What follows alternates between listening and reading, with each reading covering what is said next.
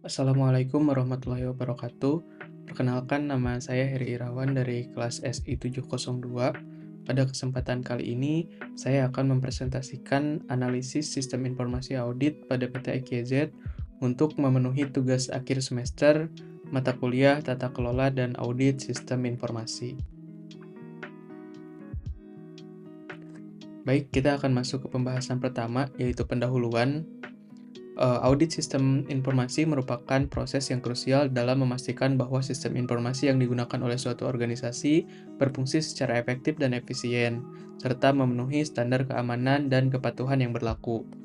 Nah, dalam era digital seperti saat ini, di mana data dan informasi menjadi aset yang sangat berharga, penting bagi organisasi untuk melakukan audit secara berkala guna mengidentifikasi potensi risiko dan juga kelemahan dalam sistem yang dapat mengancam integritas dan juga keamanan data. Di sini, pada analisis audit kali ini, PT KZ merupakan sebuah perusahaan platform investasi emas digital yang telah mendapatkan izin resmi dari Badan Pengawas Perdagangan Berjangka Komoditi atau BAPEPTI, diangkat menjadi topik pembahasan perusahaan yang sudah menerapkan sistem audit menggunakan framework COBIT 5. Proses audit ini dilakukan dengan dilatar belakangi oleh beberapa faktor, di antaranya audit sistem informasi membantu mengidentifikasi dan mengatasi kerentanan yang dapat dieksploitasi oleh pihak yang tidak bertanggung jawab. Kemudian yang kedua, audit memastikan bahwa organisasi mematuhi peraturan dan standar yang ditetapkan oleh prioritas yang berwenang seperti Bapepti. Kemudian yang ketiga, melalui audit, organisasi dapat mengevaluasi efektivitas, kemudian juga kontrol internal dan proses operasional. Kemudian temuan dari audit dapat memberikan wawasan dan perbaikan yang dapat meningkatkan efisiensi dan juga produktivitas. Kemudian yang keempat, ada hasil audit memberikan informasi yang berharga bagi manajemen dan dalam mengambil keputusan yang strategis, termasuk investasi dalam teknologi baru dan atau pengembangan sistem supaya menjadi lebih baik. Oke, kemudian untuk metode penelitian, di sini metode penelitian yang digunakan dalam audit sistem informasi mengacu pada pendekatan sistematis yang dirancang untuk mengevaluasi efektivitas dan kepatuhan sistem informasi di PT KZ. Kemudian proses audit ini melibatkan beberapa langkah kunci yang dirinci sebagai berikut. Yang pertama, yaitu melakukan perencanaan audit. Nah, pada tahap ini, tim audit akan melakukan identifikasi terhadap ruang lingkup audit, termasuk sistem dan juga proses yang akan dievaluasi. Kemudian yang kedua ada pengumpulan data, di mana dilakukan dengan beberapa metode seperti wawancara, observasi, dan juga dokumentasi. Kemudian yang ketiga ada evaluasi audit. Jadi setelah data terkumpul, tim audit akan melakukan analisis untuk mengevaluasi kepatuhan terhadap regulasi yang berlaku dan juga efektivitas kontrol internal. Nah, di sini analisis juga mencakup evaluasi keamanan, uji kepatuhan, identifikasi risiko, dan juga penerapan framework COBIT 5. Nah, kemudian ada hasil dan analisis, jadi nanti recap disusun dalam bentuk laporan audit yang mencakup temuan, rekomendasi, dan juga rencana tingkat lanjut untuk melakukan perbaikan. Metode penelitian ini juga dirancang untuk memberikan gambaran yang komprehensif mengenai kondisi sistem informasi di PT EKZ, serta untuk mengidentifikasi area yang memerlukan perbaikan. Dengan pendekatan yang sistematis dan terstruktur, serta penerapan framework COBIT 5, diharapkan audit ini dapat memberikan kontribusi yang signifikan terhadap peningkatan keamanan dan juga efisiensi operasional di PT EKZ. Baik, di sini kita akan masuk kepada pembahasan hasil dan analisa. Yang pertama, di sini ada beberapa spesifikasi atau kategorisasi untuk hasil dan analisa. Pada poin yang pertama terkait kepatuhan terhadap regulasi. Jadi PT EKZ telah menunjukkan kepatuhan yang baik terhadap regulasi yang ditetapkan oleh Badan Pengawas Perdagangan Berjangka Komoditi atau BAPEPTI. Audit juga menemukan bahwa semua dokumen perizinan yang diperlakukan telah diperoleh dan diperbarui sesuai dengan ketentuan yang berlaku. Nah, kemudian dari sisi keamanan data, audit menemukan bahwa PT EKZ telah menerapkan beberapa langkah keamanan yang efektif untuk melindungi data pengguna, termasuk penggunaan enkripsi untuk data sensitif dan juga penerapan protokol keamanan yang ketat dalam melakukan transaksi.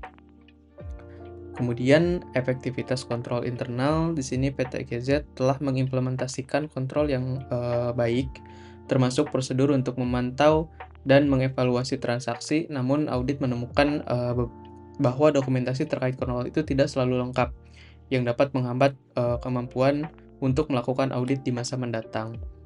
Kemudian untuk identifikasi risiko, di sini audit juga mengidentifikasi bahwa risiko yang dapat mempengaruhi operasional di PT XYZ antara lain, yang pertama dengan meningkatnya ancaman cyber, PT XYZ perlu terus memantau dan memperbaharui langkah-langkah keamanan untuk melindungi data dan juga sistem.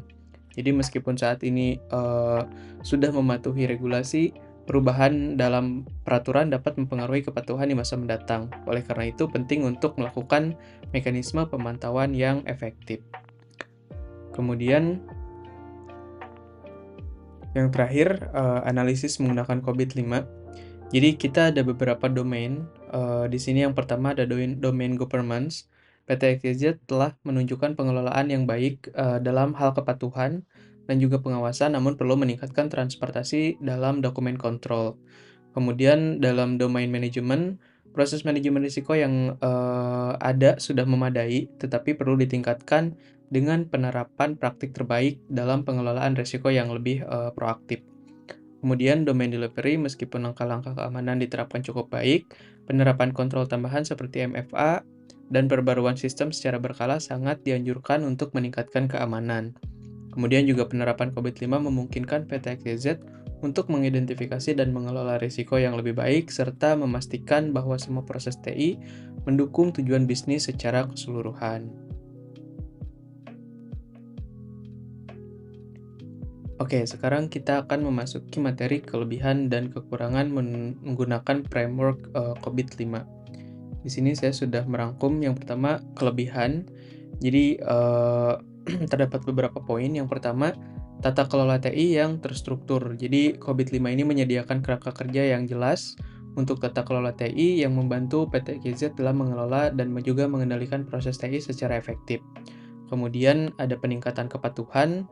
Dengan menggunakan COVID-5 ini, PT XYZ dapat lebih mudah dalam memahami atau memenuhi persyaratan regulasi yang ditetapkan oleh regulator seperti Bapepti dan juga otoritas lainnya.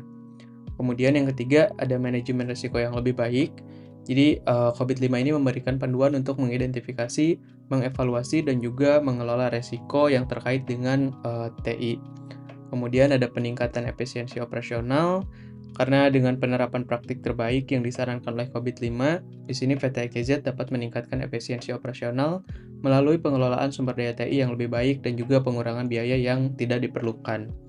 Kemudian ada transparansi dan juga akuntabilitas. Di sini framework COVID ini juga mendukung transparansi dalam proses pengambilan keputusan dan juga akuntabilitas di antara para pemangku kepentingan. Nah, kemudian kita akan membahas kekurangan. Di sini kekurangan yang pertama adalah kompleksitas dalam implementasi. Jadi meskipun COVID-5 ini menawarkan banyak manfaat, implementasinya dapat menjadi kompleks dan memerlukan waktu serta sumber daya yang signifikan. Kemudian ada keterbatasan sumber daya juga menjadi salah satu kekurangan. Tidak semua organisasi memiliki sumber daya yang cukup untuk menerapkan semua aspek dari COVID-5 secara menyeluruh.